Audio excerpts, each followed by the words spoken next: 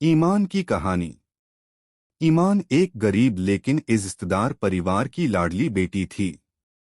वह आज्ञाकारी, मेहनती और बहुत ही सब्र करने वाली थी। उसकी शादी एक शरीफ लेकिन साधारण परिवार के लड़के अरहम से हुई।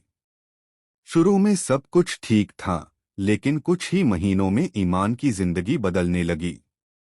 जब अरहम काम पर चला जाता, तो ईमान से ससुराल वाले सारा घर का काम करवाते। बर्तन, कपड़े, खाना बनाना, साफ सफाई, सब कुछ वही करती थी। उसकी सास और नंदें उसे ताने देती और बात बात पर डांटती।